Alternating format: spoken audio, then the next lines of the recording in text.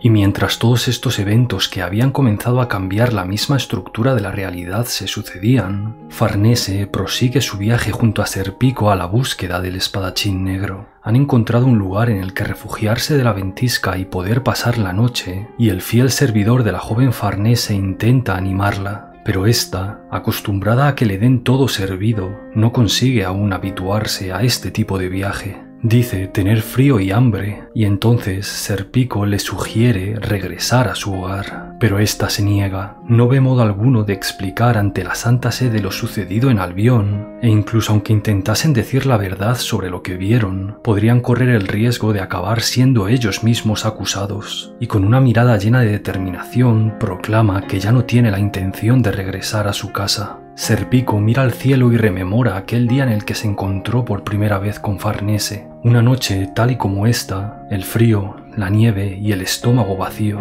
Vivía en la ciudad sagrada, una ciudad en la que todo en ella estaba ideado para alabar a Dios. No obstante, era una ciudad que podía resultar un lugar duro en el que vivir para aquellos que no tenían nada que ofrecer. Serpico vivía a solas con su madre en una casa destartalada y medio en ruinas. Su madre, demacrada por la enfermedad y la histeria, se encontraba en un estado de completa invalidez y dependía de su hijo para todo. Y Serpico se tenía que jugar la vida diariamente peleando con otros niños para conseguir un poco de alimento para los dos. Su madre le contaba cómo él no era un mero plebeyo, sino que era un verdadero noble. Le contaba continuamente cómo en el pasado trabajó como criada en la mansión de una importante familia de la nobleza y su padre era el cabeza de dicha familia, y le entrega a su hijo un colgante con un pequeño retrato de ese hombre junto a ella y le pide que lo lleve siempre consigo.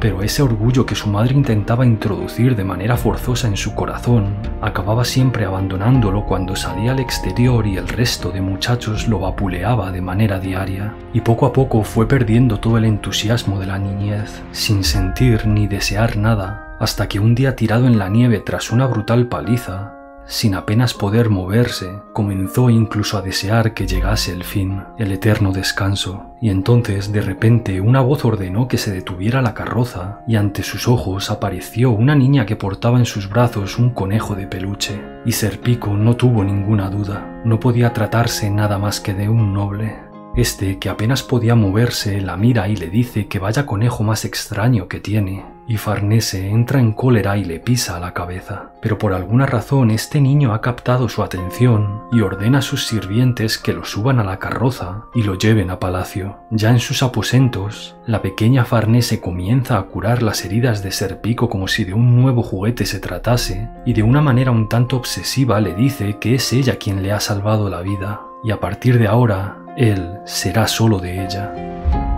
Y así, tras ese extraño día, Serpico comenzó a trabajar como el sirviente personal de Farnese, y mientras se lo comunicaba a su madre y a pesar de las duras condiciones y el maltrato que tendría que soportar de la parte de su nueva señora, observando a su madre él mismo se vio obligado a reconocer que se encontraba ciertamente aliviado de apartarse del deprimente lugar que era su hogar y alejarse así de la enfermedad y de la locura que lo dominaba todo en este lugar. Por aquel entonces Serpico no podía comprender el poder y la enorme riqueza de la familia Vandimión, una familia de la cual se decía que tenía una hacienda mayor a la de algunos países y con una influencia directa en la mismísima Santa Sede. Desde el primer día Farnese le comunicó que tendría que someterse de manera absoluta a su voluntad y a sus deseos, y el pobre Serpico pasaba sus días realizando todo tipo de tareas, algunas de las cuales llegaban incluso a poner en peligro su integridad física. No obstante, a pesar de la dureza de esos días lejanos, era mejor que lo que había conocido hasta ese momento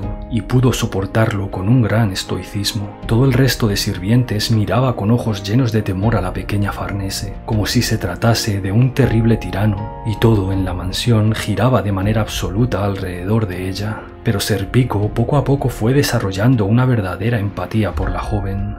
Esta vivía en cierto modo en la más absoluta soledad en esta vasta mansión. Su padre estaba obsesionado por su trabajo y por hacer crecer la riqueza y la influencia de la familia Vandimión, y su madre llevaba una vida liberal centrada en el deleite de los placeres sensibles, y ambos habían abandonado prácticamente a su hija. Y a pesar de las enormes diferencias que había entre los dos, Serpico podía ver algo de sí mismo en la soledad de su señora. Durante una noche de tormenta, Farnese, aterrorizada por el sonido de los relámpagos y del viento, ordena a Serpico que se quede a su lado y agarre su mano cuando de repente una gran rama rompe la ventana de sus aposentos y la pequeña Farnese parte a la carrera portando en sus brazos aquel mismo conejo de peluche que llevaba cuando se encontraron por primera vez. Sale a los jardines de su mansión y en medio de la tormenta y en un terrible estado de enajenación mental, comienza a romper todas las estatuas que se encuentra a su paso. Y era este tipo de comportamiento errático lo que hacía que todo el personal de la mansión sintiese un gran temor por la joven señora. Y un día Farnese le mostró su lugar secreto, un pequeño claro en el bosque en el que Farnese había construido un pequeño altar en el que, según sus propias palabras, castigaba a aquellos que no se comportaban correctamente. Y entonces Farnese prende una antorcha y decide sacrificar un pajarito del que se había estado ocupando. Y aun a pesar de todo lo que observaba, Serpico no podía odiarla y se fue convirtiendo en la única persona que la comprendía. Descubrió que desde pequeña podía ver las llamas desde la ventana de su cuarto de aquellos que eran condenados por la Santa Sede, e incluso ella llegó a lanzar antorchas durante los procesos. Ya llevaba un año trabajando en la mansión de los Vandimión cuando por primera vez apareció el cabeza de la familia y padre de Farnese. Este, de manera fría y distante, ordenó a su hija que se deshiciese de ese sucio conejo de peluche que siempre portaba en sus brazos. Él podría comprarle tantos nuevos peluches como quisiera, le dijo, y esto enfrió aún más el corazón de la pequeña Farnese, pues fue precisamente su padre, aunque pareciera que no lo recordase, quien se lo compró durante un viaje que hizo toda la familia junta, uno de los pocos buenos recuerdos que tenía, y Farnese portaba ese peluche consigo como recuerdo de aquel día. Y entonces por primera vez Serpico se cruzó por los pasillos de la mansión con el cabeza de la familia Vandimión, y ese collar que su madre le obligaba a portar captó la atención del padre de Farnese, y este lo comprendió todo. Parece que las palabras de su madre eran ciertas, y Serpico comparte el mismo padre que su señora Farnese. El señor le comunicó que él ya tenía 3 hijos los cuales estaban compitiendo para sucederlo y no podía permitirse reconocer a un hijo más. No obstante, le ofreció un trato: si aceptase no contárselo a nadie y proteger su secreto, él lo elevaría al rango de noble y se aseguraría de que no pasasen ningún tipo de penuria material. Serpico le preguntó entonces si aceptaría también encontrarse con su madre, a lo cual, de una manera indirecta y educada, se negó, y Serpico aceptó finalmente las condiciones de su padre. Y así los dos juntos, Farnese y Serpico, fueron creciendo teniéndose solamente el uno al otro. Farnese se convirtió en una joven de una belleza deslumbrante, lo cual, unido a su posición como miembro de la familia Vandimión, hacía que tuviese siempre a todo un séquito de hombres que buscara ganarse su favor. Todos estos nobles y aristócratas sentían una profunda envidia por ese muchacho que siempre la acompañaba, y Farnese, de una manera un tanto macabra, obligaba a su medio hermano a que se retase en duelo contra estos pretendientes que la cortejaban. Y Serpico fue desarrollando un talento en el arte de la esgrima que sobrepasaba enormemente al de todos sus oponentes. Pero aun a pesar de ello, se las ingeniaba para no mostrar sus verdaderas habilidades, acabar estos duelos en empate y así no humillar el frágil orgullo de los nobles. El tiempo pasaba y el estado mental de su madre fue empeorando hasta que tuvo que ser ingresada de manera permanente. No obstante, Serpico seguía ocupándose de ella, y con su nueva posición no le faltaban medios para proporcionar a su madre una vida digna y decente. Y un día el cabeza de la familia Vandimión decidió que ya había llegado el momento de que su problemática hija se casase. Esto supuso un duro golpe en el estado de Farnese que haría que cayese en una verdadera espiral de autodestrucción. Poseída por el miedo ante la perspectiva de abandonar este lugar en el que había pasado toda su vida, se lanzó sobre Serpico y le pidió que huyeran los dos juntos. Pero este, controlado por todas esas estructuras sociales que impedía que ambos pudieran estar juntos, apartó a Farnese de sí, y ésta, completamente rota por este rechazo, partió a la carrera, tomó un candelabro y en un estado de manía transitoria comenzó a quemar todo lo que se encontraba a su paso, y el fuego comenzó a extenderse por toda la mansión.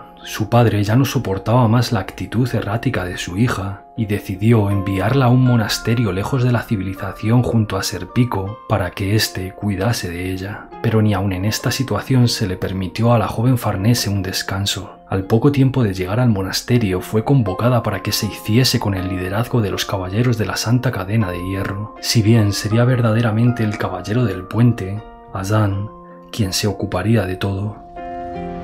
Y durante esos primeros días en los que Farnese tomó el liderazgo de los caballeros de la Santa Cadena de Hierro, sucedió algo que lo cambiaría todo. Surgió una corriente religiosa que predicaba la igualdad de todas las personas ante Dios y criticaba vehementemente la actitud de la nobleza y de la Iglesia, y cómo estos injustamente se habían hecho con todas las riquezas de este mundo. Comenzaron a surgir fuertes disturbios y la joven Farnese, como si hubiera nacido para esta misión, comenzó a cazar a todos los causantes de estas revueltas, regocijándose de una manera un tanto maníaca ante esas llamas que iluminaban su rostro. Era como si por fin hubiese encontrado su lugar, pero Serpico, que era capaz de observar toda esta situación de una manera fría y objetiva, podía ver cómo toda esa nueva corriente de pensamiento había seducido a aquellas personas que no tenían nada, aquellos que se acostaban con el estómago vacío y se veía a sí mismo en ellos. No hace muchos años él mismo estaba en esa misma situación, y entonces sucedería algo que perturbaría esta frialdad con la que era capaz de actuar Serpico. Dieron por fin con el lugar que era el nido de todos estos. Se trataba de aquel manicomio en el que estaba ingresada su madre,